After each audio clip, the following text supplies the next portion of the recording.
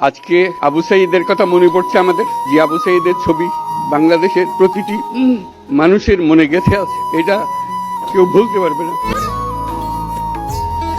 কি অবিশ্বাস্য একটা সাহসী যুবক বন্দুকের সামনে দাঁড়িয়ে আছে, এবং তারপরে থেকে কোনো যুবক, কোনো যুবতী আর হার মানে নাই, সামনে গিয়ে আছে এবং বলছে যত গুলি মারো, মারতে পারো, আমরা আছি।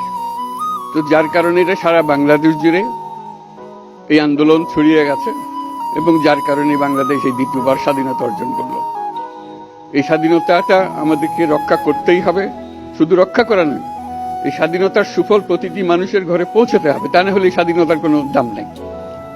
এই স্বাধীনতাটাকে পৌঁছানো হলে আমাদের শপথ, আমাদের যে প্রতিজ্ঞা, যে আমাদেরকে এটা করতে হবে, ঘরে ঘরে পৌঁছাতে হবে। মানুষ যেন জানে যে বাংলাদেশ স্বাধীন হওয়ার অর্থ হলো তার নিজের পরিবর্তন, ব্যক্তির পরিবর্তন, সুযোগের পরিবর্তন, তার ছেলে মেয়ের ভবিষ্যতের পরিবর্তন। এটা যেন প্রত্যেকে বুঝে নেয়, এবং আজকের তরুণ সমাজকে বোঝানো যে এই দেশ এটা তোমাদের হাতে, তোমরা এটাকে তোমার